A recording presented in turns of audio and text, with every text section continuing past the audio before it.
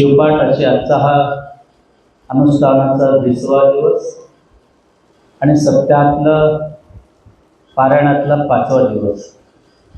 त्या प्रसंगामध्ये उपस्थित असलेले सर्व कीर्तनकार, प्रवचनकार, गायक, वादक, भजनी मंडळ, सर्व माहेश्वर मूर्ती, आजचा प्रसाद सेवा करणाऱ्या जळकोट ग्रामस्थ मंडळी, उपस्थित माता भगिनी नमस्कार.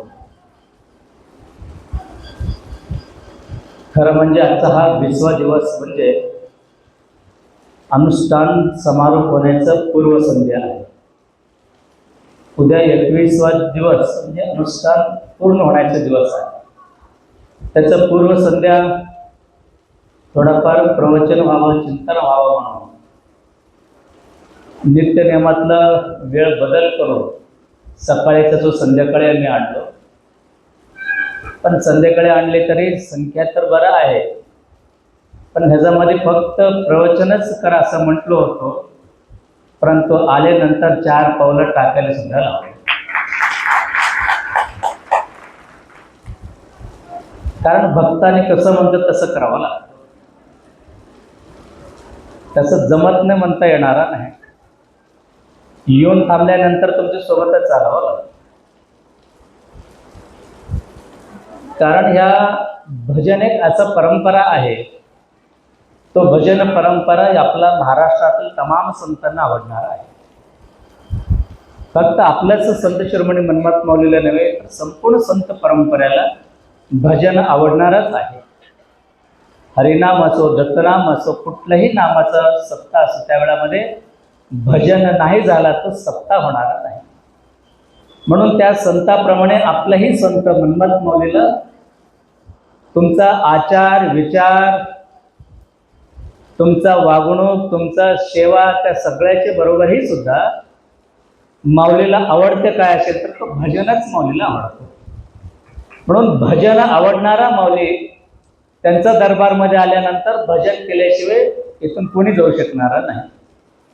आणि भजनच नव्हे तर 21 दिवस नित्य नियमानं सर्वांना पाय पाय माऊलीपर्यंत घेऊन जाण्याचे सुद्धा एक चांगलं काम झालं.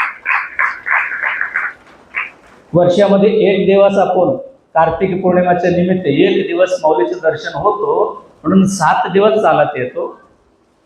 कोणी कोणी तुमच्या गावातून येतो, कोणी अनेक शिवाचारांच्या दिंडीमध्ये येतो, पण तुम्ही तिथून चालत येतो. पण मी मात्र विचार केलो आपल्याही दिंडी आणावा. पण मुखेडमधूनच 5-6 दिंडी आपले शिवाचार्य मित्र आहेत सगळे घेऊन जात असताना त्या लोकांना आपण घ्यावा, त्यांची दिंडी कमी जास्त, ते काही भांदडे नको. वर्षाला कार्तिक पौर्णिमेला यायचं, माऊलीचे दर्शन करून जायचं. ते आजपर्यंत चालू होतं. म्हणूनच का हो की माऊली म्हटले, महाराज तुम्ही कार्तिक पौर्णिमेला आले नाही ना, मग आता 21 दिवस माझ्यासाठी पाय दिंडी काढा असं म्हटले. 21 दिवस माऊलीला पाय दिंडीनं जावं लागलं. फक्त जायचं नाही तर अभिषेक सुद्धा करून यावा लागला. कारण माऊलीला तेच आवडते. आणि जाताना मात्र 20 लोक असो, 50 लोक असो, 200 लोक असो, पण सगळ्यांनी पावलं टाकतच गेलो, मुखानं नाम घेतच निघालो. आणि जाता जाता गुरुराज माऊली प्रत्येक पावलाला नामस्मरण करत करतच माऊलीच्या दर्शनाला गेलो. मग अशी आनंदाची सोहळ्यामध्ये हे सर्व करत असताना फक्त एवढंच करून जमणार नाही, म्हणून काय केलं, थोडाफार शेवटचं 7 दिवस प्रवचन ठेवण्याचा विचार झाला. पण पहिल्या दिवशीपासूनच प्रवचन कमी झालं, जास्त झालं. कधी सुरुवातीलाच 10 मिनिट झाले, नंतर 1 तास झालं, नंतर तिसरं शिकरूच दिले नाही. पण काय का असं प्रवचन थांबणार नाही, म्हणून सायंकाळी का होईना आज करायचं ठरलं. पण सायंकाळी प्रवचनाला सुरुवात करत असताना सगळे आनंदात होतो, पण पाऊस सुद्धा आमचा मागे लागला. कारण पाऊस नसेल तर अजून 5-50 लोक आले असते. कारण आजच आपल्या इथं मंदिरमध्ये चालणारा 52 वर्षापासून चालणारा अखंड शिवनाम सप्ताहाची सांगता झाला. तिथला काही मंडळी होते की आम्ही सकाळीच म्हणले तुम्ही प्रवचनला ऐकायला येणार आहोत. या म्हटलं, पाऊस आले की तिथंच थांबले. पण ह्या माईकच्या माध्यमातून आहे त्या ठिकाणी सर्वांनी ऐकणारच आहे. असो ह्या अखंड परमरस ग्रंथाची ह्या वेळामध्ये गेल्या 2-3 दिवस परमरस ग्रंथावर थोडाफार चिंतन झालं. मी काल सांगितल्याप्रमाणे परमरस ग्रंथ पूर्ण चिंतन करणं शक्य नाही, कमी दिवसामध्ये होणार नाही. कमीत कमी कसं आपण आपल्या खेडेगावामध्ये पोती लावतो तसं पोती लावून बसलो तरीही सुद्धा आपल्याला कमीत कमी 1 महिना तर लागणारच आहे. कमीत कमी 1 महिना लागतो, तरीही सुद्धा अनेक विषय राहून जाईल. आणि एवढी गहन आणि फार महत्वाचे विषय माऊलींनी या ग्रंथामध्ये सांगितलेले आहे. म्हणून त्या अनुषंगाने आज पहिल्या अध्यायापासून 6 अध्यायापर्यंत थोडक्यामध्ये पहिल्या अध्यायामध्ये गुरुमहात्म्य आहे, दुसऱ्या अध्यायामध्ये प्रसादात पादतीर्थाचे महत्व आहे, आणि सांगत 6व्या अध्यायामध्ये आपण आल्यानंतर 6व्या अध्यायामध्ये माऊलीने असं सांगतात. बघा, ह्या ग्रंथातला एक विशेष आहे, माऊली सरळ विषय सांगत नाही. माऊलीला प्रश्न विचारल्यानंतर भगवंत उत्तर देत जातो. प्रश्न विचारणारे कोण आहे? पार्वती माता. म्हणून इथं काय सांगितले? देवी वाच. कारण आपण पोती सुद्धा समजून घेतलं पाहिजे. इतर ग्रंथ कसा आहेत, काही विषय दिलं त्याच्यामध्ये दृष्टांत असतो, त्याच्यामध्ये काही विचार असतो, त्याच्यामध्ये दुसरं थोडंफार काहीतरी टाकलेलं असतं. परंतु परमहर्ष ग्रंथ मात्र असं आहे, याच्यामध्ये दुसऱ्यांचं काहीही तीळ मात्र नाही. याच्यामध्ये काय आहे ते फक्त माऊलीचंच आहे.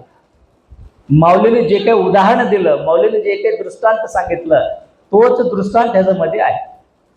म्हणून माऊलींचं प्रत्येक ह्या ग्रंथातला विचार आहे तोच माऊलीचा आहे. त्याच्यामध्ये कोणी ढवळाढवळ करायचा प्रयत्न केले नाही. राष्ट्रसंतांनी ह्या ग्रंथाला पब्लिशन केले, अनेक मठातून ह्या ग्रंथाचे परत पुनर्प्रकाशन केले, परंतु विचार मात्र अजिबात कोणी बदललेला नाही. परत ह्याच्यामध्ये थोडाफार त्या शब्दाचे अर्थ सांगायचे प्रयत्न अनेक शिवाचार्यांनी केले, परंतु शब्द मात्र तेच ठेवलेले आहे. म्हणून आपल्याला ह्या ग्रंथ वाचन करत असताना नेहमी वाचन करणाऱ्याला सराव झाला, नवीन वाचन करणाऱ्याला नक्की झोप लागणारच आहे. नवीन किती लोक तुम्ही वाचन करू लागलो ना, नवीन वाचन करणाऱ्याला विचारतो, प्रामाणिकपणाने सांगा, झोप लागली का नाही तुम्हाला?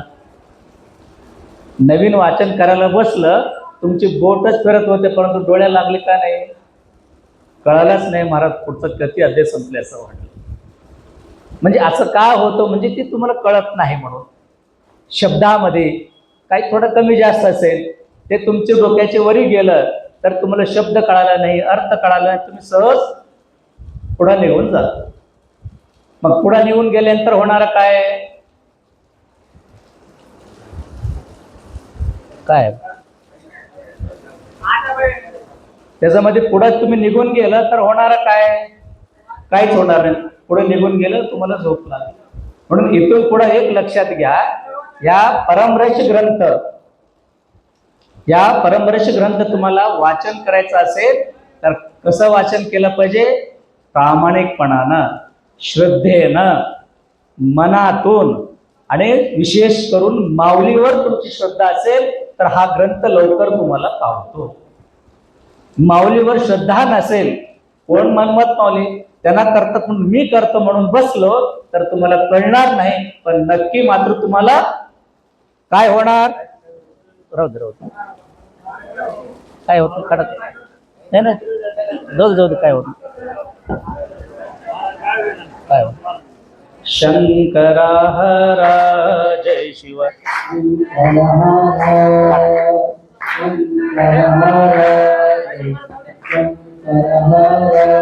कुठं गेले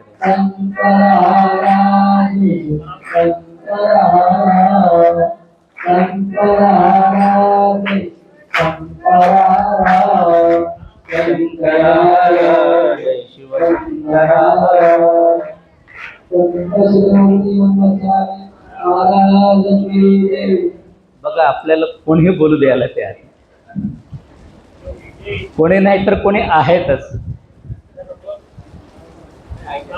पण असू दे, तेही ऐकायला आलेले, कारण आले पहिल्या दिवशीपासून ते सगळे सोबतच आहे. बरं, कोणी विचार करू नका. काही लोकांना नवीन वाटलं म्हणून तुम्ही घाबरलो, पण पहिल्या दिवशी तर उतरल्यापासून हे सगळे सोबतच होते.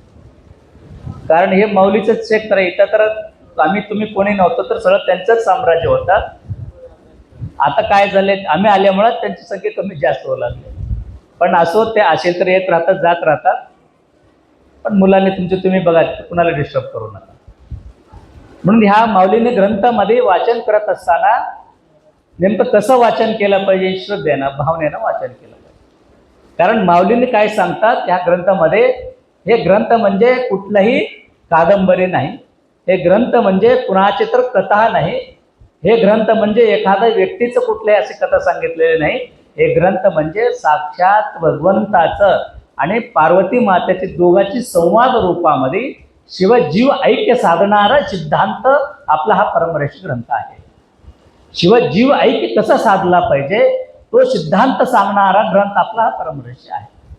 म्हणजे सामान्यातला सामान्य जीव भगवंताशी एक रूप व्हायचा असेल तर तो कसं आपलं जीवन व्यतीत केलं पाहिजे, आपली जीवनाचं गती कसं पुढे घेऊन गेला पाहिजे, आपली जीवनाचे नित्य नियम कसा असायला पाहिजे.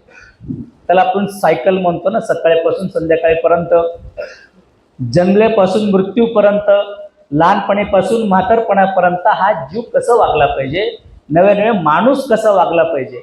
परंतु हे वागत असतानाही सुद्धा आत्म परमात्म्याशी एक व्हायचं असेल तर ह्याचे जीवन कसं असायला पाहिजे. मग त्याकरिता त्यांना माऊलीने सुंदर असं सांगितलं. पहिल्या दिवशी तुम्हाला सांगितलं, या सर्व विचार सिद्धांत सात कुठून आहे? आगमिक असे शास्त्र आहे, आगमातलं सिद्धांत आहे, तो सिद्धांत शिखामणी मधला आहे, तोच वचन साहित्यामधला आहे, तोच आपला हा परमरहस्य आहे. विचार बदललेले नाही, मागे पुढे झालेला आहे. म्हणून सिद्धांत शिखामणी भक्तस्थळापासून ऐक्यस्थळापर्यंत सांगितलेले आहे. त्याच्यामध्ये आपलं 19 तत्व आलेलं आहे. थोडं सांगून पुढे जातो. 19 तत्व आपल्याला सांगितलेलं आहे. कुठलं आहे? गुरु, लिंग, जंगम, विभूती, रुद्राक्षी, मंत्र, प्रसाद, पागोगत. 8 आवरण आहे. षटस्थलामध्ये भक्त, महेश, प्रसादी, प्राणलिंगी, शरण, ऐक्य 6 स्थल आहे. 5 आचार आहे. शिवाचार, लिंगाचार, गणाचार, वृत्त्याचार, सदाचार. हे 5 आचार आहे. हे 5 आचार षटस्थल 6 आणि अष्टावरणातला 8 असं मिळून एकूण किती आहे? 19 तत्व आहे. 19 तत्वाचा सिद्धांत शिखामणी भक्तस्थळापासून घेऊन गेलं आणि ते सांगत असताना कधी गुरु नंतर सांगितले, कधी लिंग नंतर सांगितले. परंतु परमर्षी ग्रंथामध्ये मात्र माऊलीने कटाक्षाने सुरू केले, गुरुपासून सुरू केलं अखेरपर्यंत. प्रत्येक अध्यायामध्ये गुरूंचं काही नाही तर काही विषय सांगितलेलंच आहे. वाचन करणारं लक्षात आलंय, काही नाही तर काही प्रत्येक अध्यायामध्ये गुरुचे विचार आहेतच. म्हणून पहिला अध्याय गुरुची महती सांगितलं, दुसरा अध्याय पादोदक सांगितले, तीर्थ सांगितले. कुणाचे तीर्थ? गुरु तीर्थ सांगितले. मग असं सांगत माऊलीने थोडंसं घन असा विषय सांगण्याचे प्रयत्न 6व्या अध्यायापासून 7व्या अध्यायापासून करत जातात. आणि मी एक अध्याय सांगायचा विचार करू लागलो होतो, परंतु एक अध्याय एक 2 असं गोव्या घ्यायला बसलं तर मला वाटतं की विषयांतर होईल, काही लोकांना कळणार नाही, त्या लोकांना डोक्यावरून जाईल. म्हणून मी थोडक्यामध्ये सांगायचा प्रयत्न करतो. माऊलीने मात्र 6व्या अध्यायामध्ये प्रकृती काय आणि ज्ञान कायच्या बाबतीमध्ये चिंतन केलं. देवी माते विचारते काय म्हणून? को वा प्रकृती कायस्य ज्ञान काय यथा भवेत भेदम च किम दू योर दैव किम बीजम कथयस्वमे. याचा अर्थ असा होतो, गिरिजा माताशी प्रश्न करते, प्रकृती काय तो कशी आहे, ज्ञान काय म्हणजे कोणाशी, हा बीज भेद निरोपी स्वामी, दोन्ही कायाचं सविस्तार मज सांगावे भेद. म्हणजे पार्वती माते बघा, माझं मालक आहे म्हणून ते काही फार गर्वाने बोलते का? विचारण्याची किती पद्धती आहे. हे देवा, हे भगवान, बघा शेवटपर्यंत तुम्ही विचारलं. प्रत्येक श्लोकामध्ये पार्वती मातेने भगवंताला कुठली नामानं बोलवते. हे देवा, हे परमात्मा, हे सर्वेश्वरा, हे विरूपाक्ष. बघा प्रत्येक ओवीमध्ये सुद्धा माऊलीने भगवंताचं गुणगान करूनच प्रश्न विचारते. विचार करा, प्रत्येक ओवीमधून माऊलीने त्या देवाला कसं विचारतीस, आठवण कर. फक्त हे देवा सांगा असं म्हटलं तर जमत नव्हते का? मग ह्या ग्रंथातून हे सुद्धा संसारी लोक शिकून घेतलं पाहिजे. बायकोनी नवऱ्यासोबत कसं बोललं पाहिजे, कसं बोलले पाहिजे हो. आता कसं बोलतो? एक काळ होता आहो म्हणून बोलत होता. आता माऊली तुम्हाला विचारतो, माय मोले बसल्या, तुम्ही सांगा, तुम्ही मालकानं कसं बोलतो? आहो म्हणून बोलतो. सुरुवातीला आहो म्हणतो, नाही ऐकलं तर अरे पर्यंत जाते. आणि काय लोक तर नाव घेऊन बोलवते. सध्या तसंच झालंय. शहरामध्ये राहणाऱ्याला महत्वाची गोष्ट आहे बरं. शहरामध्ये राहणाऱ्या मात्र एक वचनामध्ये एकमेका नवरा बायकोला बोलून घेतात. ये रे ते जा रे. मग ते लक्षात घ्या. मग पार्वती मातेला बोलता येत नव्हते का? लक्षात घ्या, पार्वती मातेने पूर्ण 17 अध्यायामध्ये प्रत्येक प्रश्न देवीचंच आहे, परंतु किती विचारपूर्वक प्रश्न विचारतात, किती विचारपूर्वक, किती श्रद्धेने, किती प्रेमाने, किती अंतःकरणातून. म्हणून थोडं चांगलं विचारले म्हणूनच भगवंत सविस्तारपणे सांगितलं.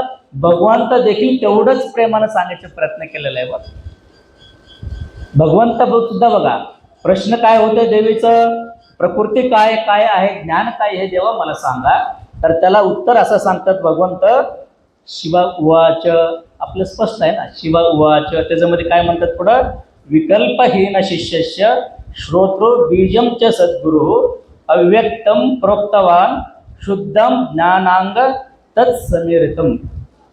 अशी सांगून काय म्हणतात, ईश्वर म्हणे अंबे प्रती. बघा माऊली सुद्धा किती सुंदर शब्द, ईश्वर म्हणे अंबे प्रती. प्रत्येक वेळामध्ये सुद्धा बघा काय काय नाव विचारलंय, अंबे प्रती, गिरिजा, नाव किती आलेलं आहे, किती किती नाव आलेलं आहे. त्याच्यामध्ये बघा हिमाचं मुलगी हे सुद्धा ते म्हणलेलं आहे, हिमा बाळ असंही म्हटलेलं आहे. हिमा म्हणजे बघा किती व्यवस्थितपणे, म्हणजे महादेव देखील पार्वतीला सांगत असताना फक्त नाव घेत नाही, त्यालाही मोठेपणा देऊन बोलतात. म्हणून हा परमर्षी ग्रंथ म्हणजे फक्त अध्यात्मच नव्हे तर नित्य जीवनामध्ये सुद्धा लाभ होणाऱ्या गोष्ट आहे. म्हणून इथून पुढं नवरा बायको ह्या जीवनामध्ये राहणारे दोघेही सुद्धा एकमेकाला बोलत असताना कसं बोललं पाहिजे आता मी सांगायची गरज नाही, आता तुम्हीच ठरवा कोण कसं बोललं पाहिजे. सर्व बायको म्हणून घेणारे नवऱ्याच्या प्रती एकरी उल्लेख न करता त्यांना तेवढंच श्रद्धेनं हे माझं मालक आहे म्हणून चांगला उच्चार तुम्ही केला पाहिजे. तसंच हे सुद्धा मंडळी म्हणजे मी नवरा म्हणणारे सुद्धा बायकोला एकरी जास्त न बोलता त्याला देखील तेवढंच प्रेमानं बोलले पाहिजे. बरोबर आहे का? असे तर टाळे वाजवा. मग एकट्याला बरोबर वाटू लागले. कारण बघा फक्त बोध घेऊन जाऊ नका, त्याचं महत्व सुद्धा समजून घ्या ना. कारण फक्त परमर्षी पारायण केलो हे केलो एवढं काय होणार आहे, त्याचं बरोबर हे सुद्धा आपल्याला शिकलं पाहिजे. म्हणून जीवनामध्ये तुम्ही दोघं कसं वागतो ना तसं पुढचं पिढी वागणार आहे. म्हणून घरात संस्कार राहायचा असेल तर आपल्याला काय करावं लागतो, ह्या पद्धतीनं खूप प्रत्येकजण आपल्याही सुद्धा व्यवस्थितपणे घरामध्ये सर्वांनी वागला पाहिजे. म्हणून या 6व्या अध्यायामध्ये भगवंत आणि देवीचं दोघांची चर्चेमध्ये काय येतो, प्रकृती काय काय, ज्ञान काय काय त्यासाठी सांगतात. प्रकृती काय म्हणजे काय, हे जन्माला सहज रीतीतून जन्माला आला हा शरीर प्रकृती काय. मग ज्ञान काय काय, या प्रकृती कायामध्ये गुरुनी बीज मंत्र सांगितलं म्हणजे गुरुनी उपदेश केलं तर तो ज्ञान काय होतो. मग हे साठी ज्ञान काय व्हायचं असेल तर कसं असायला पाहिजे, त्या प्रकृती कायातलं विकल्पहीन शिष्य. विकल्पहीन, प्रत्येकांची अंतःकरणामध्ये कल्प विकल्प भरपूर असतो. आता बसलो सगळेजण, बसलो शांत, मनात कल्पना तयार होऊ लागले का नाही, कल्प विकल्प मनात सुरू होऊ लागले का नाही, काय आहेत काय नाही, काय आहेत काय नाही. म्हणजे विकल्प राहित म्हणजे मनात काही कल्पना विकल्पनाचे पलीकडे जाणारा शिष्य म्हणजे तो काय होतो, अंतःकरण शुद्ध राहणारा तो शिष्याचा. श्रोत्रे बीजम सद्गुरु, सद्गुरु त्या शिष्यांची कानातून काय अव्यक्त प्रोक्तम, अव्यक्त स्वरूपात राहणारा जे काही मंत्र आहे तो मंत्र सांगितल्यानंतर तो काय होतो तर तो ज्ञान काय स्वरूपामध्ये बदल होतो. मग तसे ज्ञान कायामध्ये बदल झाल्यानंतर तेव्हा काय होणार, तो साधक म्हणून तयार होतो. अंतःकरण शुद्ध झाला, बीज मंत्र कालाच्या माध्यमातून गेला, तो आपोआप तयार होतो. मग तो तयार झालेला हा जे काही ज्ञान काय आहे तो ज्ञान काही परिपूर्ण रीतीतून बाहेर पडणार आणि तिथून मात्र हा जीवनामध्ये व्यवस्थितपणे पुढे जातो. म्हणून सांगत असताना 6व्या अध्यायामध्ये या सर्व गोष्टी करत असताना माऊली सांगतात शिवपंचाक्षरी मंत्र आणि त्याची मंत्राची महत्व आणि षडाक्षरी मंत्राचे महत्व सुद्धा माऊलीने 6व्या अध्यायामध्ये सांगतात. शिवपंचाक्षरी मंत्र काय आहे सर्वांना सगळे माहिती आहे. रोज भजन करतो, रोज तुम्ही ऐकूनच आहे, पण रोज ऐकलेला मंत्र, तो मंत्र माहिती आहे म्हणून तुम्ही 1000 वर्ष बसून जप केले तरी तो साध्य होणारा नाही. म्हणून शिवपंचाक्षरी मंत्र, षडाक्षरी मंत्र काय आहे तर हे जगाचं मूळ मंत्र आहे. म्हणून ह्या मंत्राचा उपदेश योग्य पद्धतीनं आपण उपदेश करून घेतलं. श्रोत्रे सद्गुरू, कानातून सद्गुरू आम्हाला उपदेश केले, तेव्हापासून आम्ही केलेला जप तो फलश्रुतीत घेतो. नसेल तर मला माहिती आहे म्हणून ते तुम्ही ग बसून कितीही जप केलं तर तो काय होणार, साध्य होणारा नाही. म्हणून 6व्या अध्यायामध्ये माऊलींनी प्रकृती ज्ञान कायाच्या बरोबर शिवपंचाक्षरी मंत्र आणि षडाक्षरी मंत्राचं महत्त्व सांगून जातात. 7व्या अध्यायामध्ये परत पंचाक्षरी मंत्राचं ध्येय आणि वस्तू स्वरूप, ब्रह्म कसा अवतार घेतो आणि त्या वस्तू कळा आणि या विश्वामध्ये ते सर्व कसं भरून आहे आणि ते सांगत असताना शिवभजन शिवाय हे सर्व काही प्राप्त होत नाही. आणि शेवटी सांगतात शिवदीक्षा संस्कार करूनच आपला हा मार्गक्रमण झालं तरच आपल्याला काय होतो तर या सर्व काही सिद्धी होतो, असं 7व्या अध्यायामध्ये सांगितले. 8व्या अध्यायामध्ये सांगतात प्राणाचा आणि लिंगाचा ऐक्यभाव कसा होतो आणि तो समर्पक रीतीतून ऐक्य व्हायचा असेल तर हा प्राण आणि इष्टलिंग त्या दोन्ही विषयामध्ये प्राणाचं आणि लिंगाचं ऐक्य व्हायचं असेल तर ह्यांना कसं आणि काय केलं पाहिजे.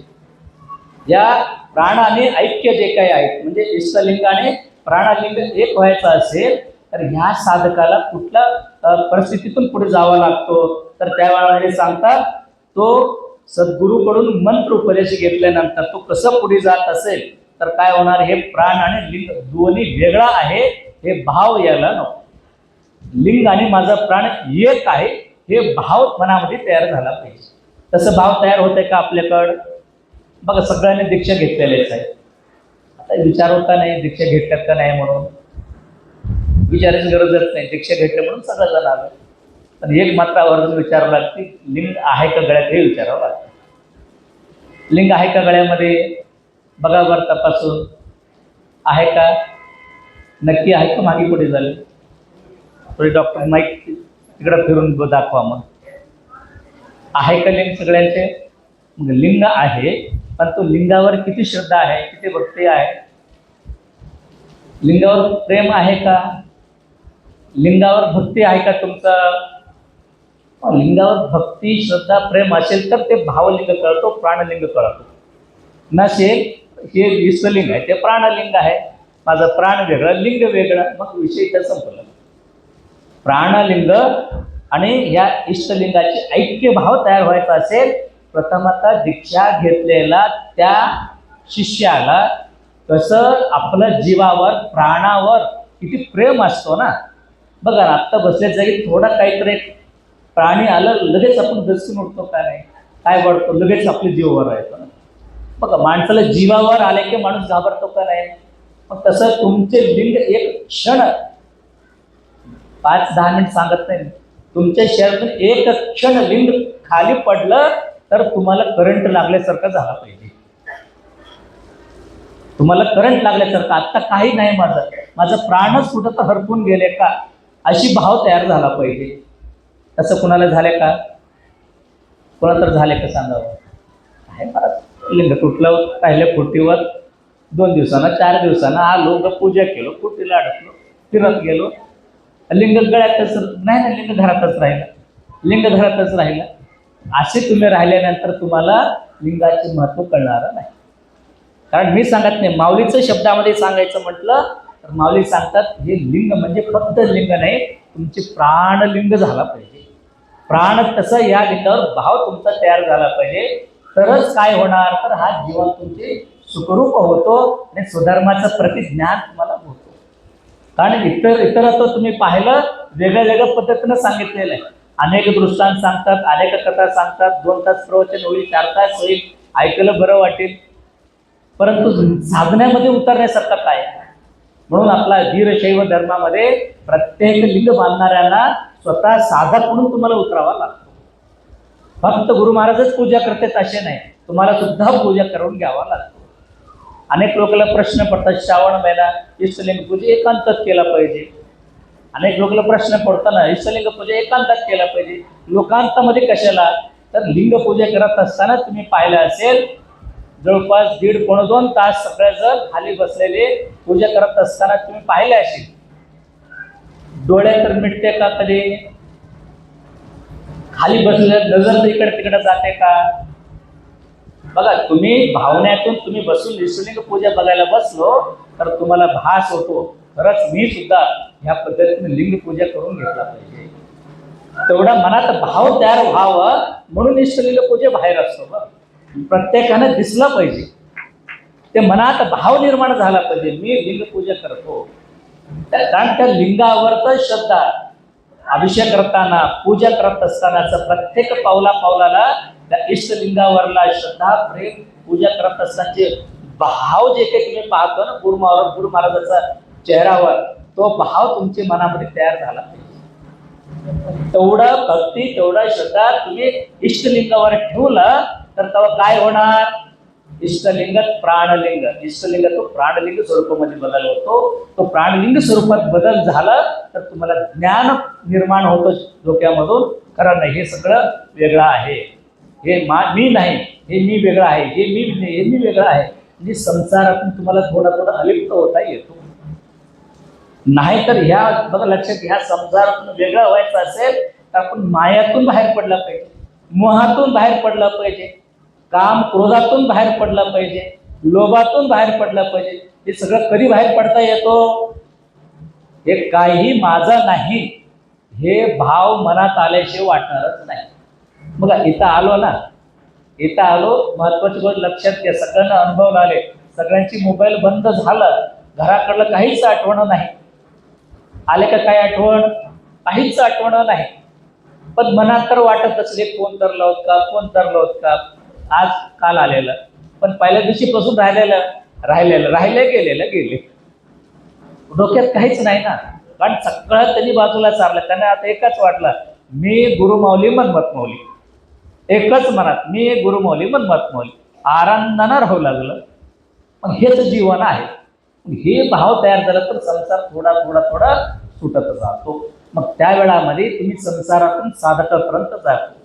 म्हणून त्या साधक व्हायचं असेल तर तुमचं थोडंफार ज्ञान प्राप्ती व्हावा लागतो. तो ज्ञान प्राप्ती व्हायचा असेल तर ह्याच्यामध्ये 8व्या अध्यायामध्ये मौलीने मात्र अंध आणि पंगूचं उदाहरण दिलेलं आहे.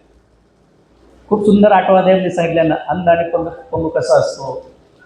म्हणजे एकतर आंधळा आहे, एकतर पायानं लंगडा आहे, पण भवसागरातून बाहेर पडायचा आहे. पण बाहेर पडत असताना तो कसं बाहेर पडला पाहिजे?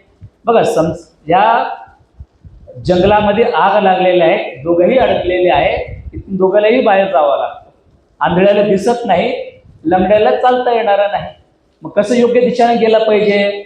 त्यासाठी माऊली काय सांगतात, आंधळ्यांचं खांद्यावर लंगडा बसलं तर तो काय करतो? आंधळ्याला सांगतो, दिशा देतो, नाही उजवीकडे चल, डावीकडे चल, सरळ चल. मग तो आंधळा असून सुद्धा त्यांना सांगतो ना, जात जात कसं दोघं मिळून एकमेकाच्या सहकार्यानं जंगलातून बाहेर पडतात, तसा ह्या संसारातून बाहेर पडायचा असेल, ह्या संसारमया जे काही जंगल आहे इथून ह्याला बाहेर पडायचं असेल तर ह्याला काय करावं लागतो? तर ह्या संसारामध्ये असूनही सुद्धा अनेक लोक डोळ्या असून आंधळ्यासारखे तुम्ही सगळेजण आहोत, सगळेजण आहोत, डोळे आहे परंतु आंधळ्यासारखेच आहोत. आणि तुम्हाला दिशा भेटणं झाले ना, कुठं जावं, कसं करावं हे कळायला तयार नाही. म्हणून माऊलीने काय सांगितले? आंधळ्या म्हटलेले आहे. ज्ञानरूपी चक्षु तुम्हाला मिळाला, तो म्हणजे ज्ञान तुम्हाला मिळालं तर आपोआप संसारमय जंगलातून तुम्ही कसं बाहेर पडतो, त्याच वेळामध्ये खऱ्या अर्थानं तुम्हाला भगवंताचा प्राप्ती होतो.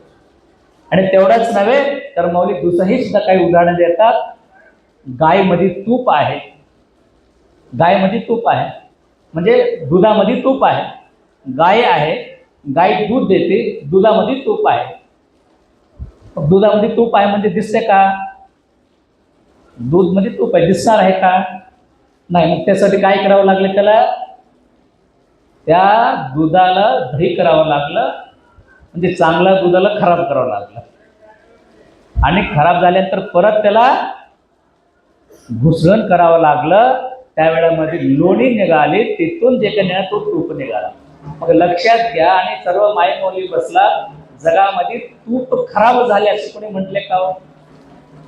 तूप खराब झाले का कोणाचे? तर कितीही कसलेही तूप तुम्ही वर्षभर ठेवा, खराब होणार नाही, कारण ते पूर्णत्वपर्यंत गेलेला असतो. तसा ह्या जीवनातून, संसार रूपी जीवनातून सर्व काही करत करत हे सुद्धा तुम्ही बाहेर पडलं, तुपासारखं तुम्ही झालं, तर आपोआप तुम्ही तरंगून पुढे निघून जातो. म्हणून माऊलींनी 8व्या अध्यायामध्ये अशी 2-3 उदाहरणं दिलेली आहे. आणि पुढे माऊली म्हणतात 9व्या अध्यायामध्ये भक्तीचं स्वरूप सांगितलेलं आहे. भक्त कसा असतो, भक्ताचे स्वरूप काय, आणि भक्त तो आचार विचारयुक्त असायला पाहिजे असं सांगितलेलं आहे. फक्त भक्त असले तर सांगणारा नाही, भक्त आचार विचारयुक्त राहायला पाहिजे. तेवढाच नव्हे, तो भृत्याचारी असायला पाहिजे, ते सुद्धा मला सांगतात. आज काळामध्ये आपले भक्त कसा झाले, भक्त सर्व काही झालेले आहेत, भक्त सगळेजण होऊ लागले. भक्तामध्ये थोडाफार आचार विचार सुद्धा आलेली आहे. बरोबर आहे का? भक्तामध्ये आचार विचार आलेले आहेत, परंतु भक्तामध्ये भृत्याचार आले का? माऊली काय सांगतात, भक्ताचे स्वरूप सांगत असताना 9व्या अध्यायामध्ये भक्त आचार विचार युक्त असायला पाहिजे, तेवढाच सर्व भृत्याचारी सुद्धा झाला पाहिजे. म्हणजे अर्थ काय? भृत्याचारी म्हणजे नम्रपणा, मृत्यूभाव म्हणजे सेवा भाव असायला पाहिजे. भक्त कुणाला म्हणतात माऊली? आचार विचार युक्त भृत्याचारीला माऊली भक्त असं म्हणतात. मग इतर किती जण भृत्याचारी आहेत, किती जण नम्रपणा आहे? भक्तामध्ये विचार केलं तर सध्याची परिस्थिती तुम्हाला बोलतो, खूप आचारवान आम्ही झालो. बरोबर आहे? खूप आचार करतात, लिंग दीक्षा घेतलं, नित्य नेमाने त्रिकाळ पूजा करतात, आचारवान शिष्य आहेत ना. त्रिकाळ लिंग पूजा होतो, आचारवान आहेत, आणि काही विचारवान सुद्धा आहेत. 4-4 तास त्यांनी प्रवचन कीर्तन करू शकतात, 4-4 तास त्यांनी कथा सांगू शकतात, हजारो लाखो लोकांना प्रबोधन करू शकतात. एवढा विचारवान आहेत, पण आचार विचार भरून असतो, परंतु त्यांच्या अंगात मृत्यूभाव नाही. म्हणून काय करतात, असे गुरु महाराज यांनी ह्याने टाईटच राहणार, कारण मी फार हुशार आहे, मी फार ज्ञानवान आहे, हे मनात भाव शिरला तर तो भक्त होऊ शकणार नाही. मी सांगत नाही, माऊलीची वाक्य आहे. काय सांगतात? आचार विचार युक्त भक्त तो भृत्याचारी असायला पाहिजे. मग भृत्याचारी होण्यासाठी काय पाहिजे? नम्रता अंगात यायचं असेल तर काय पाहिजे? विद्या परिपूर्ण असायला पाहिजे, आचार पूर्ण असायला पाहिजे, विचार देखील परिपूर्ण असायला पाहिजे. आचार अर्धवट होतो, विचार देखील अर्धवट झाला तर होतो काय? आपल्याकडे मृत्यूभावच येणार. उलट आपल्याकडे काय निर्माण होणार? अहंकार वाढत जाणार. अहंकार वाढलं तर तो कधीही सुद्धा आयुष्यामध्ये पुढे जाऊ शकणार नाही. म्हणून आपल्याला मृत्यूभाव मनात आणणं फार गरजेचं आहे. मग हे सांगत असताना माऊली 9व्या अध्यायामध्ये भरपूर काय सांगितलेलं आहे. त्याच्यामध्ये दैनिक कार्यक्रम, तो लिंगयुक्त राहू नये, भविसंग त्याग करावा, संस्कारयुक्त राहावं, श्रेष्ठ संस्कारयुक्त शिवदीक्षा घ्यावं, शिवदीक्षाप्रमाणे तो त्याप्रमाणे वागावा. आणि पुढे सांगतात सामान्य दीक्षा, जंगम दीक्षा, त्याचे स्वरूप सांगतात, गुणवर्णन, असं अनेक विवेचन 9व्या अध्यायामध्ये मौलीने केलेलं आहे. मग हे सगळं आम्ही सांगायचं बसले तर भरपूर वेळ लागणार आहे. एकच वाक्यामध्ये सांगायचं म्हटले तर ह्या प्रत्येक जण प्रवचनातून आचार विचार युक्त भक्त आणि नम्रभाव अंगात ठेवला पाहिजे. नम्रभाव अंगात असेल तरच काय होणार? तर तो खऱ्या अर्थाने शिष्य म्हणून भक्त म्हणून परिपूर्ण होणार आहे. मग आता मी तुम्हाला विचारतो, किती लोकांच्या अंगामध्ये नम्रभाव आहे? नम्रता आहे का? नम्रता नाही, मला नम्री मात्र मी झालेला होता. नम्रताने आम्ही नम्री झालेली म्हणतो सगळेजण, खूप नम्री झालेलो होतो. शिकलं बघा, अनेक लोक होते बरं, एका काळात होतं, आता काळात आता कोणी नाही. आचारवान माणसा राहायचं. कसं आचारवान राहायचं? त्रिकाळ लिंग पूजा करणार. तो एकदा लिंगपूजा करून घेतल्याशिवाय काही कसं शिवाचारांचे पूर्ण वागणूक असो तसं करणारे सुद्धा भक्त अनेक गावामध्ये होते. त्याला आपण आचारवान आपण म्हणावं. भक्ता माझे असेल, जगमा माझे असेल, त्यांनी गुरुकडून तशी उपदेश घेतलेला असताना त्रिकाळ लिंगपूजा करत होते. आता मात्र ते कोणी दिसायला तयार नाही. मग एवढा आचारवान असलेला माणसं गुरु असेल, सद्गुरू असेल, जगद्गुरू असेल, त्यांनी असेल तर कसं वागत होते? त्यांचं पूजा सुद्धा बाजूला सारत होते, सर्व काही गुरुला समर्पण करत होते. म्हणजे आचारवान असूनही सुद्धा सद्गुरूला शरण जात होते. पण आज तर आचार तर राहिलेच नाही. आचार राहिले का आज? मुश्किल आहे. पण एक वेळ लिंगपूजा करून घ्या, एक वेळ लिंगपूजा करून घ्या म्हणण्यात सुद्धा मुश्किल झालेले आहे. एक वेळ लिंगपूजा करून घेतो का? किती लोक सांगा बरं एक वेळ लिंगपूजा करून घेणार आहे? तुम्हालाच विचारावं लागेल. एक वेळ लिंगपूजा करून घेतो का? हात वरी करावर लक्षात येते. एक वेळ लिंगपूजा करून घेणार आहे आपण. 2 वेळ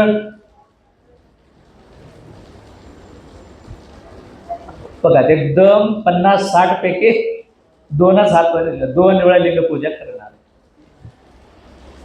बघ, काही लोक श्रावण आहे म्हणून करतो का? बघा, काही लोक श्रावण मध्ये त्रिकाळ पूजा करतात. बघा, आचारवान ह्यालाच म्हणतात. बरं, फक्त गुरु महाराज आचारवान नाही, भक्त सुद्धा आचारवान होता येतो. म्हणून आचारवान कशाला म्हणतात? नित्य नियमाना त्रिकाळ लिंग पूजा करणार. मग विचारवान कुणाला म्हणायचं? अभ्यास करणार आहे, कीर्तनकार, प्रवचनकार, अभ्यासू, शिवकथाकार, ते विचारवान झाले. खूप मोठे विचार आहे त्यांच्याकडे. दोन्ही असून सुद्धा नम्रता नसेल हे सगळं वाया जातं. म्हणून माऊली सांगतात भृत्याचारी झाला पाहिजे. म्हणून या 9व्या अध्यायामध्ये मौलीने सखोल असं चिंतन करत असताना सामान्य आणि जंगम दीक्षा, 2 दीक्षाचे महत्व सुद्धा सांगितले. सामान्य दीक्षा म्हणजे नित्य नियमाना प्रत्येकजण तुम्ही जे काही दीक्षा घेतो ते सामान्य दीक्षा प्रत्येक भक्तानं घ्या. जंगम दीक्षा म्हणजे आता मी सांगितलं ना, आचारवान होण्याकरिता त्यांना जंगम दीक्षा दिली. जंगम दीक्षा घेतल्यानंतर तो जंगमासारखाच आचार विचार राहो, म्हणजे आचार्यासारखा त्यांचं नित्य नियमाना त्रिकाळ लिंग पूजा करणारा तो जंगम दीक्षा घेतला पाहिजे. मग असं 9व्या अध्यायामध्ये मौलीने भक्ताचे स्वरूप या सर्व विधी सांगत 10व्या अध्यायामध्ये मौली म्हणतात जंगमाचं शांती आदी अशी 7 लक्षण युक्त जे काही जंगम आहे त्याला महत्व दिलेले जाते. तो 7 लक्षण राहणारा जंगम, त्याच्या अंगात शांती, त्याग, धर्म अशी अनेक 7 लक्षण त्या जंगमाच्या अंगात राहायला पाहिजे. म्हणून जंगमाचं स्वरूप सांगितलेलं आहे. आणि पुढं 11व्या अध्यायामध्ये नादबिंदू कलातीत म्हणजे काय, त्याची स्वरूप मौलीने सांगतात. नाद म्हणजे गुरु आहे, बिंदू म्हणजे लिंग आहे, कला म्हणजे जंगम आहे. असे या तिन्हीची वर्णन करत असताना नाद बिंदू कलातीत असं मौलीने वर्णन केलेले आहे. आणि हे सांगत असताना इष्ट प्राण भावलिंगाचं महत्त्व तेवढाच नव्हे तर षडलिंगाची उत्पत्ती, इष्टलिंगाची धारणाची पद्धती, अशी नवलिंगाची जे काही वेगळ्या वेगळ्या पद्धतीनं विश्लेषण माऊली या 11व्या अध्यायामध्ये केलेले आहे. मग ह्याच्यामध्ये बघा, इष्ट प्राण भावलिंगाची मौलीने खूप व्यवस्थितपणे विषय मांडलेले आहे. म्हणजे लक्षात घ्या, 10-11 अध्याय आले तरी मौली वेगळं अजून कुठे गेलेलेच नाही, अष्टावरणामध्येच आहे. गुरु, लिंग, जंगमा ह्याच मध्ये आणि थोडाफार जे काही आचार आहेत त्याच्यामध्ये वृत्त्याचार घेतले, सदाचार घेतले. मग ह्या पूर्णपणे तुम्हाला कळावं म्हणून सांगू लागलो थोडक्यामध्ये अशी एकूण 11 अध्यायामध्ये मौलीने अष्टावरणाच्या बरोबर थोडाफार पंच आचाराचा सुद्धा विषय मौलीने मांडलेला आहे.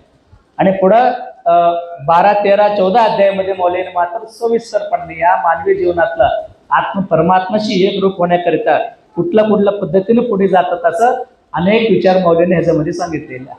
आणि त्याच्यामध्ये फार वेगळ्या विचार आहेत, ते मला वाटतं थोडंफार डोक्यावरून जाईल. म्हणून त्याला श्लोक घेत न बसता आणि वेळ सुद्धा पाहत मला बोलावा लागतो. आणि इथून पुढे अजून तंबूरकर अप्पाकडे सुद्धा काही लोकांची जायची गडबड आहे.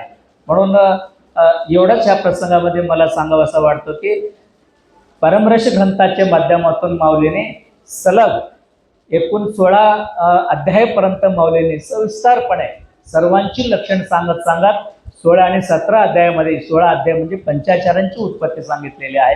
पंचाचार्याचे महत्त्व सांगितलेले आहे आणि 17व्या अध्यायामध्ये ह्या ग्रंथाचे निर्माण कधी केलं, त्या ग्रंथाचे पारायण केल्यामुळं काय होतं, या ग्रंथाची महिमा काय आहे ते 17व्या अध्यायामध्ये एकूण सांगितलेलं आहे. मग असं एकूण 17 अध्यायामध्ये आपण विचार करायला सुरुवात केलो तर एकूण आपली ह्या मानवी जीवनातलंच अनेक उदाहरणं घेऊन प्रत्येक भक्ताने कसा वागावं, जंगमाने कसा वागावा, सद्गुरू कसा असतात, सद्गुरूची लक्षणं कसं आहे, आचार्य कसा असतात, म्हणजे जेणेकरून संपूर्णपणे वीरशैवाने कसं वागावं, कसं राहावं अशी पूर्णपणे माहिती मौलींनी ह्या ग्रंथामध्ये सांगितलेली आहे. तेवढाच नव्हे, ह्या मौली मात्र पुढा काही अध्यायामध्ये असं सांगतात, सकाळी उठल्यापासून झोपेपर्यंत तर शौचालयात सुद्धा कसं जावं हे देखील मौली सांगितलेले आहे. सध्या एक फॅशन झाले ना, बाथरूम मध्ये गेले की मोबाईलच घेऊन जाणार. नवीन पिढीमध्ये तर काहीच माहिती आहे ना, मोबाईल शिवाय राहतच नाही, कुठंही गेलं मोबाईल आहे. म्हणून शौच जात असताना देखील मौन असावा. शुचिरभूत झाल्यानंतर म्हणजे मुखादी सर्व धुतल्यानंतर बसून त्रिपुंड धारण केलं पाहिजे. म्हणजे लक्षात घ्या, आंघोळ केल्यानंतर चिबीत लावा असं काही नाही. माऊली सांगतात शुचिरभूत झाल्यानंतरही सुद्धा तुम्हाला सकाळी पहिला प्रहारमध्ये भस्म लावून घेतलं पाहिजे, त्यावेळामध्ये गुरुस्मरण केलं पाहिजे. तेवढंच नव्हे तर तुम्ही स्वतःहून इष्टलिंग पूजा करून घेत असताना सर्व जे काही विधी लागणारा जे काही सामग्री आहे तुम्ही स्वतःहून आणला पाहिजे. फूल बेल स्वतःहून आणून स्वतःची इष्टलिंग पूजा तुम्ही करून घेतलं पाहिजे. म्हणजे इष्टलिंग पूजा करत असतानाही सुद्धा तेवढंच त्या लिंगावर शुद्ध ठेवून लिंग पूजा करून घेतला पाहिजे. आणि लिंग पूजा किती वेळ करायचं सांगतात माहिती आहे का माऊ? 6 वेळ इष्टलिंग पूजाची पूजा करून घ्यायची पद्धती सांगितली. 6 वेळ इष्टलिंग पूजा करून घेतला पाहिजे. तसं होते का आपल्याला? अजून मौली सांगतात 6 नाही 3 वेळा तर करून घेतलं पाहिजे. मौली सांगतात 6 वेळा करायचं नसेल तर 3 वेळा करा. पुढे मौली म्हणतात 1 वेळ तर करा शेवटी. म्हणजे कुठपर्यंत काल मी सांगितलं ना, इतर ग्रंथ इतर सिद्धांत लोकांचं डोक्यावरून जात असेल तर परमर्षी ग्रंथ मात्र खेड्या गावातल्याही खेड्या गावामध्ये गरीबातला गरीब आज जे काही त्यांना कळणारच नाही त्या व्यक्तीसाठी सुद्धा मौलीने या ग्रंथामध्ये अनेक विषय सांगितलेले. म्हणून एवढी सोपा भाषेमध्ये मौलीने एकूण 17 अध्यायामध्ये खूप विशेषपणे अनेक विचार सांगत मौलीने या परमर्षी आपल्या समोर ठेवलेले आहे. म्हणून परमर्षी ग्रंथ वाचन करत असताना फक्त वरवर वाचन करू नका. परमर्षी ग्रंथ वाचण्यामुळं काय काय फायदा होणार आहे? आणि सध्या काळच तसा आहे ना, तुम्हाला फायदा तोटा सांगितल्याशिवाय माणसं कोणी येणार नाही. फायदा काय आहे ग्रंथ वाचल्यामुळं? ग्रंथ वाचन केल्यामुळं तुमचा मुलाला नोकरी लागते, ग्रंथ वाचन केल्यामुळं तुमचा मुलगा पास होते, ग्रंथ वाचन केल्यामुळं तुमचा मुला मुलीला म्हणजे तुमची जावईला तुमचे लेकीला मुलबाळ होते. तेवढंच नव्हे, या ग्रंथ वाचन केल्यामुळं गुरुकृपा होते. तेवढंच नाही, हा ग्रंथ घरात ठेवले तरी सुद्धा मनमत मौलीची कृपा तुम्हाला होते. या ग्रंथाची फायदा 1-2 नाही, फक्त ग्रंथावर मनमत माऊलीवर गुरुवर श्रद्धा ठेवून नित्य नेमाना आज तुम्ही प्रमाण करून जा. उद्यापासून घरामध्ये नित्य नेमानं सुरू करा. वर्षाच्या आत तुमच्या घरातलं सर्व अष्ट दारिद्र्य नाहीसं होत. पण तेवढं श्रद्धेनं केलं पाहिजे. नाहीतर कसं होते माहिती आहे का, माणसाला इच्छा तयार झाला, आशा निर्माण झाल्या ना, माणूस खूप काही करत जातो. कसं म्हणजे एक दृष्टांत सांगितलं तर लक्षात येईल. एका गावामध्ये राजा होता, खूप मोठं साम्राज्य होतं त्याचं. मग एक दिवस गावामध्ये अशी डांगोरी दिलं तर दिवसभर सकाळीपासून संध्याकाळपर्यंत कोणी कुठपर्यंत जाऊन येतो तेवढं सगळं जमीन मी दान करणार आहे. फार आनंद वाटला. गावात सगळ्यांनी एकत्रित जमा झाले. राजा आहेत, सगळं गावामधलं जमीन आम्हाला देणार आहे. अट काय आहे तर सकाळी सूर्योदयापासून सूर्य अस्तापर्यंत कुठपर्यंत तुम्ही लांब जातो तेवढाच वापस शिवून राजाला शिवला तुम्ही तेवढा किती 10 एकर 20 एकर 25 एकर 30 40 एकर फिरून आलं तेवढं मी देणार असं राजाने सांगितलेलं होतं. गावाने एकत्रित आले सगळं आणि ठरवले चला बाबा. मग प्रत्येकाने काही एक घरातलं एक नग बाहेर काढले. 10 मुलं एकत्रित आले आणि सांगितले ठरवले काय म्हणून आता आपण चला निघाले. सकाळी सूर्योदय झाला, पंच येऊन थांबले, राजे येऊन थांबलं, माळावर समोर बसून होते. सगळे गाव जमलं आणि तिथून सुरू केलं आणि सांगितले तू कुठपर्यंत जाणार तिथपर्यंत जा आणि संध्याकाळी सूर्य अस्त होजेपर्यंत येऊन मला स्पर्श केलं तेवढं जमीन तुला देऊन टाकणार, दान करणार. 10 मुलं ठरवलं आणि तिथून निघाले. मग जाता जाता आनंदाला पुढे निघाले. मग जात जात असताना मात्र खूप आनंद वाटला ना, खुश वाटला. व घाई नसताना फिरून आलं 10 एकर माझा होत. मनाला मात्र खूप आनंद वाटू लागला. मन सांगला हां पळ. मग तिथपर्यंत जायचं, नजर इथपर्यंत झाला, इकडं जमीन चांगलं, इकडं पळायचं. मग दुसऱ्यांना सांगायचं इकडं नजर फिरलं, इकडं चांगलं, इकडं पळ. मग जात असताना पाय सांगू लागले, अरे मनाचं ऐकू नको, बस झाले, वापस मला जाता येणार नाही, पाय बोलू लागला. मग मन म्हणते ग बस, तुला काय करायचं आहे, पुढं अजून घ्यायचं आहे. मनाचं ऐकत पळू लागलं. पुढं गेलं, थकलं. सोबत त्याने काही रोटी चटणी बांधून घेतलं होतं, पाणी सोबत घेतलं होतं, पण पोटाला वाटू लागला. अरे भूक लागले, मला काहीतरी पोटाला दे. मन म्हणू लागला, अरे 2 रोटी कशाला खातास, म्हणलं 50 एकर भेटणार आहे, आयुष्यभर बसून खायचे, ते राहू दे, बुद्धी पळ म्हणाला. मनाचं ऐकू लागलं, अजून पुढे पळू लागला. सकाळीपासून निघाला, 11 वाजले, 12 वाजले, 1 वाजले. सूर्याची तापमान वाढू लागला, ताण लागू लागला. मग जीवाला वाटू लागलं थोडंफार पाणी तर मला पाज. मन म्हणलं एक एवढं पाणी कशाला, इथं 5-10 विहीर पडलेले आहेत, एवढं भरपूर तुला पाणी भेटणार आहे, उद्या पळ म्हणू लागलं. अजून ह्या मनाचं ऐकून पळू लागला. हा पळत गेलं, कधी 2-3 वाजले कळालं नाही. मग तिथून वापस यायचं. जाता जाता 5-50 एकर पुढे गेलं होतं त्यानं. तेवढंच धावताना वापस येताना अनेक लोक तिथंच थांबले. ह्यानं येण्याचा प्रयत्न करत आला. सूर्य अस्त होतानाच तो आला आणि राजाला आता काय शिवावं तितक्यामध्ये त्याचं प्राण निघून गेलं.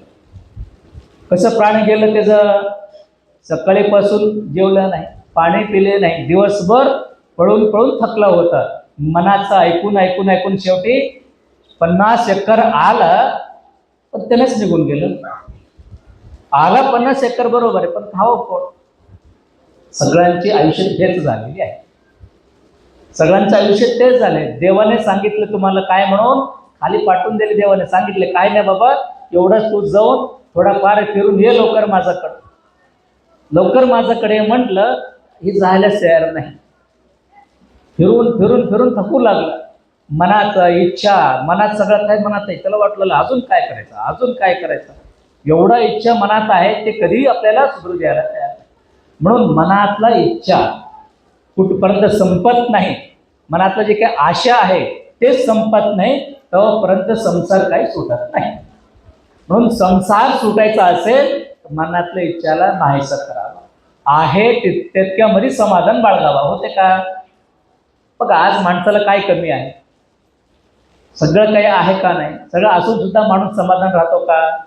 समाधान राहत नाही. म्हणून समाधानासाठीच सगळं आपण करतो. सर्व काही दान करायला तयार आहे,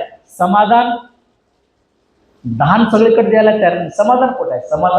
समाधान मिळायचं असेल तर काय करावं लागतो, तर आपल्याला अगोदर मनातल्या इच्छा नाहीसं करावा लागतो आणि भगवंताच्या सानिध्यामध्ये यावं लागतं, गुरुच्या सानिध्यामध्ये यावं लागतं. म्हणूनच ह्या श्रावण महिन्याच्या अनुष्ठानाच्या माध्यमातून 21 दिवस काय केलं आपण, तर नित्यनेमानं सकाळचे इष्टलिंग पूजा असेल आणि सायंकाळचे शिवपाठ आणि ह्या 7 दिवस परमर्षी ग्रंथाचं पारायण, या सर्व माध्यमातून एक आत्मिक समाधान मिळावं, माऊलीची कृपा आत्मावर व्हावं, म्हणून एवढा आनंदानं हा सोहळा चालू झालेला आहे. म्हणून आजचा हा 20व्या दिवसाच्या कार्यक्रमामध्ये जे काही परमर्षी ग्रंथावर आपल्याला चिंतन करत असताना खूप काही खोलामध्ये गेलं तर आपण काय बरेच लोक अजून कळणार, म्हणून फार डोक्यावर जाईल. म्हणून एवढंच तुम्हाला सर्वांना सांगतो, उद्यापासून सर्वांनी संकल्प करा. काहीही होऊ द्या, काही नियम आपण आयुष्यभर करणारच. काही ठराविक नियम काय, सकाळी उठल्यानंतर इष्टलिंग पूजा केल्याशिवाय मी दुसरं काहीच करणार नाही. हे पहिला वीरशैवांचं लक्षण आहे, पहिला लिंगायताचं लक्षण आहे. मग लिंग पूजा करायचं म्हटलं तर गळ्यात लिंग ठेवावं. फुट्टीवर अडकलं लिंग जमणार नाही, गळ्यातच लिंग ठेवला पाहिजे, पहिला गोष्ट. दुसरा, नित्य नियमानं परमर्षी ग्रंथाचे पारायण केलंच पाहिजे. बघा तुम्ही घरामध्ये पारायण करत गेला ना, तुम्हाला सर्व कळून जातं आणि प्रवचनातून थोडाफार ऐकू येईल, कारण इथं मी 4 तासही बोललो तर उठून जात असताना किती डोक्यात असते सांगा बरं, किती डोक्यात राहणार आहे? 4 तासापैकी व 40 मिनिटाची तर राहते का? तो 4 मिनिटाची तर डोक्यात राहते का? 4 तर श्लोक नाही, 4 शब्दच डोक्यात राहते.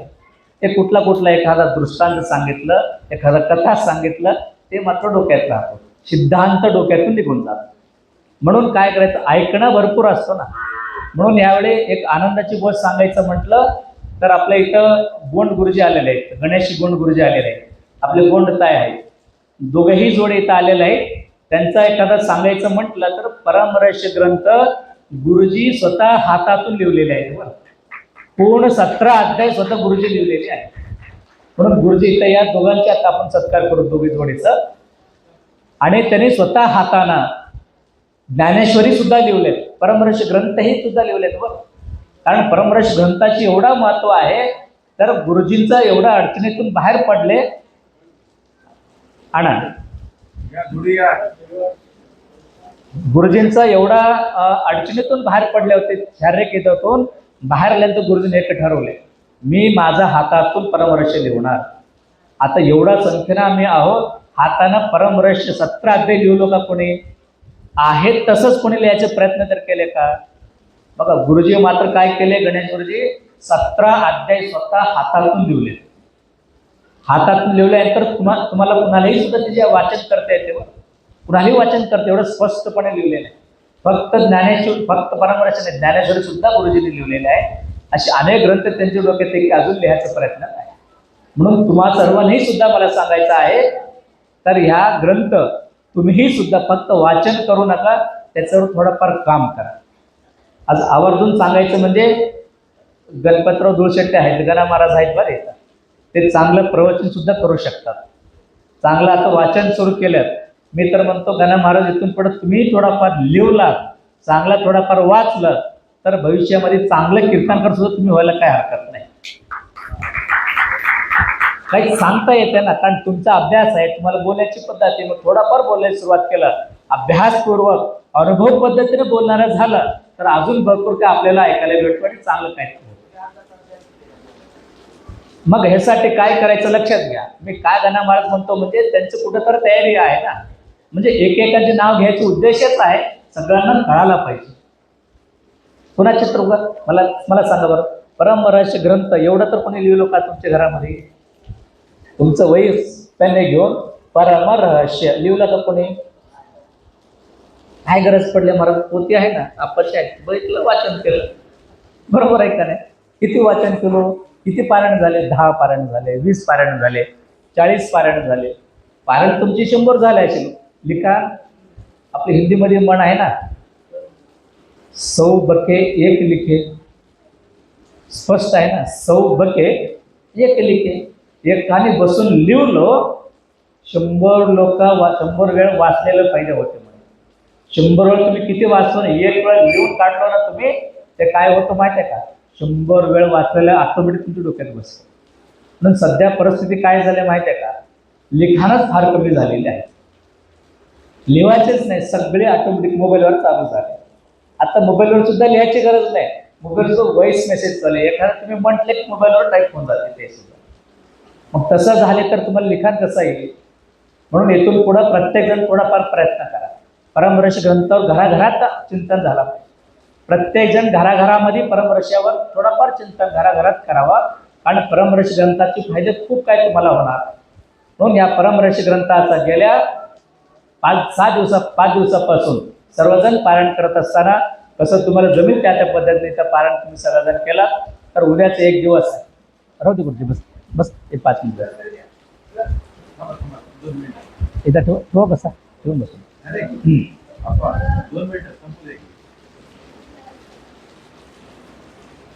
बघा, हे गुरुजीने स्वतः हातातून लिहिलेले आहे. सगळ्यांना दिसू लागले का?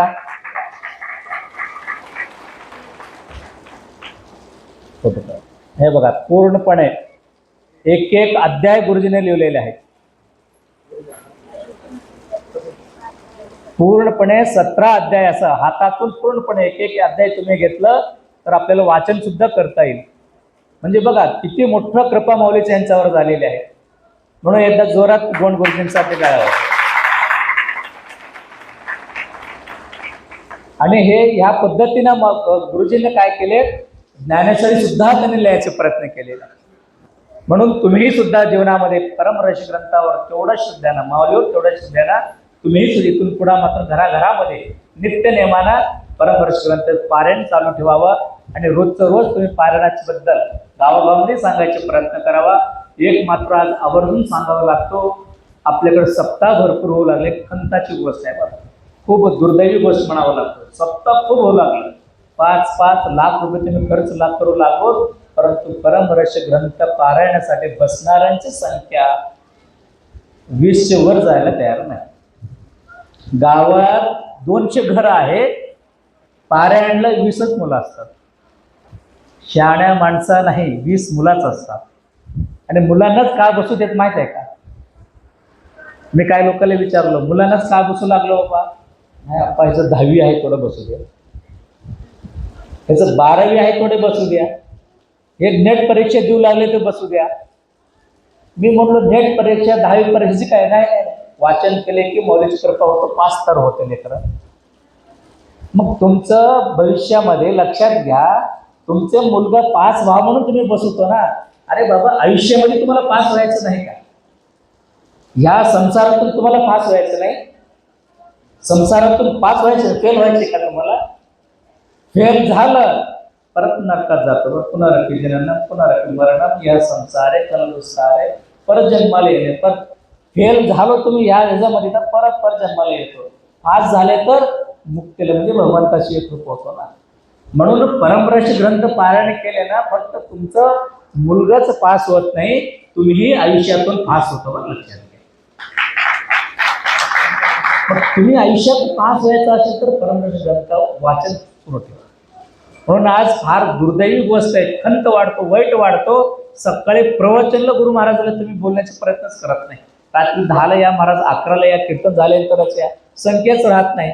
मी आवर्जून सकाळी गेलं, 25-30 लोकांच्या वर कोणी राहत नाही. हे काय परिस्थिती होऊ लागलं. आणि या समाजातलं काही वाईट सुद्धा सांगणं फार गरजेचं आहे. इथं नाही तर सांगावं कुठं.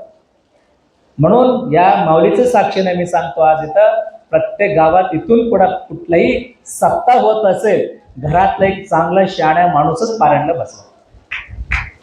लहान लहान मुलांना बसवा, चालेल, तुम्ही मुलांना घेऊन बसा, परंतु तुमच्या घरातलं एक तर माणूस तुम्ही बसा ना. एका गावातला 50-60 संख्या झाला तर किमान आलेला शिवाचार्याला चांगले प्रवचन तर करता येईल. आणि शेवटी तुम्ही पारायण केलं, तुमच्या घरातला तुमचे झंझाट तर निघून जाईल, तुमची संसारातलं व्याधी तर निघून जाईल ना. पण तुम्ही मात्र घरातल्या व्याधी झंझाटातून बाहेर पडण्यापेक्षा काय करतो, हे सगळं बाजूला ठेवतो, पावणारा देवाकडे पळतो. देव पावला तिकडं पडायचं. किती लोक जात नाही सांगा बरं. मध्यंतर सुरू झालं त्यानं साखर बाबा, साखर वाटू लागले, लाखो गर्दी करू लागले. आता खूप मोठा कथाकार आहे, कथा सांगले, लाखो लोक जमू लागलो. कशासाठी? नाही, त्याने हे तोडगा सांगितलं, माझं चांगलं झालं. अरे बाबा, सगळं खरं आहे ते जे काय सांगतात ना, आपल्या धर्माची अगोदरपासूनच सर मी सांगत आलेलं आहे, काही वेगळा नाही ना. पण इकडं का संख्या वाढत नाही? तर आपली समाजातलं जे वाईट वृत्ती सुरू झालेलं आहे, कुणावरही सुद्धा मी एका गावाचं एका व्यक्तीचं नाव घेऊन सांगत नाही, संपूर्ण वीरशैव लिंगायत समाजाला सप्ताह करायचं म्हटलं, फक्त गावामध्ये एक काहीतर कार्यक्रम करणं एवढाच उरलेली आहे. बरोबर आहे का? काहीतर करायचं म्हणजे करायचं. सप्ताह करणं म्हणजे उभं करायचं म्हणजे करायचं नाही. सप्ताह करणं म्हणजे गावातलं जे काही वाईट आहे ते जाण्यासाठी आहे ना. सप्ताह करणं म्हणजे ग्रंथ कृपा, गुरु कृपा, संत कृपा. गावामध्ये अनेक गुरुमाऊलीचे पाया लागतो. अनेक गुरुमाऊली तुमच्या गावातून प्रबोधन करतात. तुमच्या गावामध्ये त्या 7 दिवस चांगलं वातावरण तयार होतो. मग हे एवढं सगळं चांगलं होत असताना इकडं मात्र सगळे समाज पाठ करायला सुरुवात केलेली आहे. मग इथून पुढे संपूर्ण वीरशैव समाजाला माझं सांगणं आहे, सप्ताह करत असताना श्रद्धेनं सप्ताह करा. सप्ताह करत असताना आपला माऊलीचे गजर गावात व्हायचा असेल, सप्ताहामध्ये संपूर्ण गाव शामिल हो. आज एक गोष्ट सांगायचं म्हणजे बिलोली तालुका डोणगाव बुजुर्ग गाव आहे आपलं. त्या डोणगाव गावामध्ये 12 वर्षाचे सप्ताह कार्यक्रम केला तर जवळपास 250 लोकांना पारायणला बसवलं होतं. 250 लोक पारायणला बसवलं होतं. मग 12 वर्षे सप्ताहाला 250 लोक, वर्षाला कमीत कमी 100 लोक बसतात. बघा 12 वर्षे सप्ताहामध्ये एवढा होतो. छोटा आपली होकण्यासारख्या गावामध्ये सुद्धा 5-50 लोक बसतात. तर गाव मोठा असून सुद्धा संख्या नाही वाढल्या तर सत्याचे महत्व राहणार आहे. म्हणून इथून पुढे संपूर्ण वीरशैव समाज सत्ता करत असताना आपल्या अनुष्ठानाच्या माध्यमातून थोडाफार सामना होईल. अनुष्ठानाच्या माध्यमातून ते पूर्ण परंपरेशी काय सांगणं शक्य नाही, पूर्ण परंपरा चिंतन करणं शक्यच नाही. पण तरी सुद्धा ह्या 5-6 दिवसामध्ये कसं जमेल त्या पद्धतीने परंपरेशी थोडाफार सांगायचे प्रयत्न केलो. उद्या एक दिवस आपल्या हातात आहे. उद्या आपला राष्ट्रीय सण असल्यामुळे सकाळी हे थोडा ते थोडा म्हणण्यामध्ये उद्याचे दिवस निघून जाणार आहे. म्हणून आजच बऱ्याच गोष्टी मी सांगून पुढे गेलेल्या आहेत. कारण एवढंच आहे की परमरहस्याच्या माध्यमातून प्रत्येकांची गावागावामध्ये आपली समाज सुधारायचा असेल, समाज एक व्हायचा असेल, समाजामध्ये श्रद्धा भाव निर्माण करायचा असेल तर ह्याप्रमाणे प्रत्येक गावामध्ये परमरहस्य ग्रंथावरच गुरुमौलीला बोलून प्रवचन घ्या. सकाळीचं प्रवचन वेळामध्येच गुरुमौलीला प्रत्येकानं बोलवायचा प्रयत्न करावा. अनेक गुरुमौली आज परमरहस्य चांगलं बोलण्याची तयारीत आहेत. म्हणून सकाळी गुरु महाराज यायला तयार आहेत. अनेक शिवाचार्य विद्वान आहेत, त्यांनी येतात. समोर तुम्ही 10-20 लोक बसले तर त्यांनी बोलावं काय. म्हणून सकाळीच होईल तेवढ्या सगळ्या संख्येनं परमरहस्य ग्रंथाचे चांगल्या प्रकारे गावागावामध्ये प्रचार प्रसिद्धी करण्याचा प्रयत्न सर्वांनी करावा. तेवढ्या प्रसंगामध्ये सांगत आजचा हा 20व्या दिवसाचा आणि पारायणातला 5व्या दिवसाचा हा कार्यक्रमामध्ये सायंकाळ सत्रामध्ये खूप आनंदानं संपूर्ण जळकोट येथील सर्व सद्भक्त मंडळी आणि पारायणला बसलेले सर्व सद्भक्त मंडळी सर्वांनी आज उपस्थित असून खूप सुंदर असा हा 20व्या दिवसाचे कार्यक्रम आणि 5व्या दिवसाचे कार्यक्रम पार पडू लागले आहेत. तर आता डोणगावमध्ये अनेक सद्भक्त आता आलेले आहेत. तर डोणगावकर आणि सर्वांनी सुद्धा एक सूचना आहे.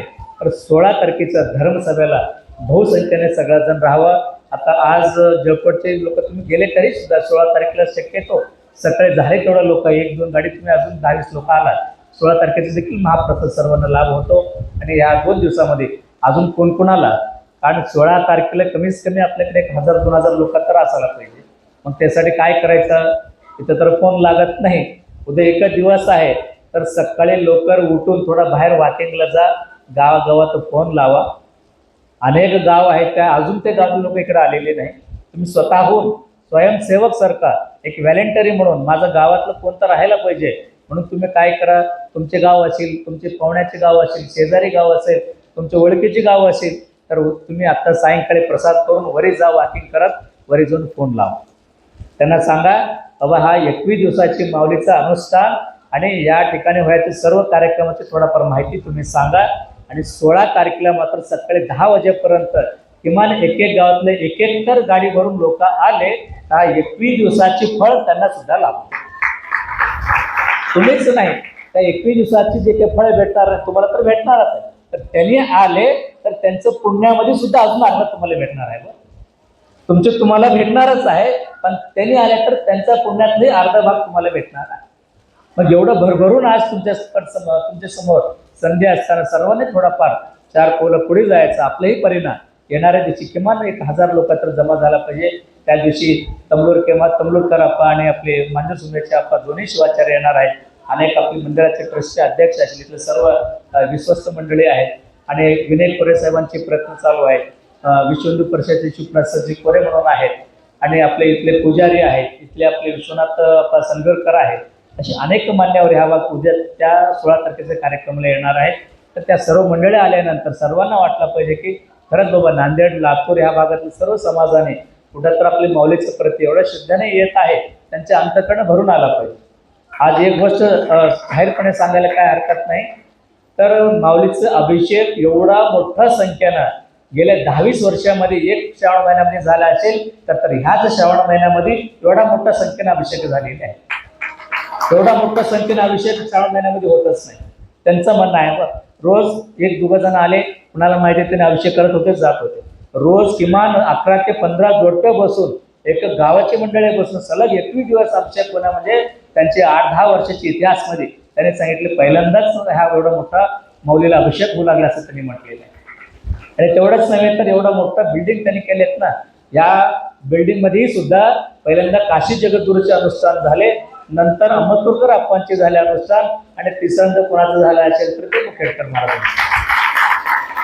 म्हणजे माऊलीकर येण्याचेही सुद्धा शिवाचार्य येऊन जात असेल, परंतु अनुष्ठानला बसलेलं मात्र मला तर स्वतः वाटलं बरं झालंय, काय का असो, एक नाही दोन नाही 3 नंबर तर आपला लागला म्हणून. कारण गेले 2 वर्षापासून चालू होतं, त्या वर्षी करावं त्या वर्षी करावं. आणि आप्पांच्या नंतर बरेच वर्ष, आप्पांच्या 81व्या वर्षाचं अनुष्ठान संपल्यानंतर आप्पा अनुष्ठान बाहेरचं बंद करून टाकले. अहमदपूरला मठातच करत होते. नंतर अनेक शिवाचार्याचे प्रयत्न केलेत नाही केलेत मला माहीत नाही, परंतु 2-3 वर्षापासून चाललं होतं मग. परंतु ह्या वर्षी मात्र योगायोगानं सर्वांनी बसून एका बैठकीमध्ये सर्वांची एक मताना होकारही भरलं, सहकारही दिलं, बहुसंख्येने सगळेही आलो.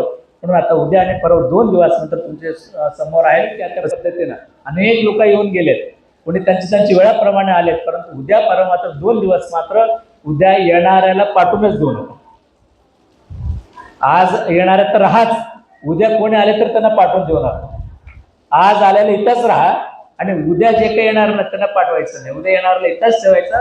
परवा दिवशी दुपारी 1 वाजता सगळ्यांना सुट्टी भेटेल. म्हणून सर्वांनी इथं 2 दिवस 3 दिवस मात्र द्यायचे प्रयत्न सर्वांनी करावा, एवढी ह्या प्रसंगामध्ये सांगून आरांड आता दोघांची सत्कार होतो. आणि ते झाल्यानंतर सर्वांनी कडवट घाई न करता सर्वांनी दर्शन करा. पाऊस चालू आहे, सगळ्यांनी सांभाळून व्यवस्थितपणे आपल्या आपल्या जागेवर जाऊन महाप्रसाद करायची सर्वांनी करा अशी सूचना देतो. आणि आजचा हा कार्यक्रमामध्ये जे काही तन्मनधारातून सेवा करणारे जळकोट ग्रामस्थ मंडळीने तुम्हा सर्वांना भगवंताची कृपा आशीर्वाद सांगून माझा वडणे विराम देतो. शिवम भयात सांबजय नमः पार्वतीपते शिव हर हर. श्रीम जगद्गुरु पंचाचार्य महात्मा बसवेश्वर संत शिरोमणी महास्वामी सगळेजण दोन्ही हात वर करून भारत माता की, भारत माता की, वंदे वंदे, हर हर हर हर.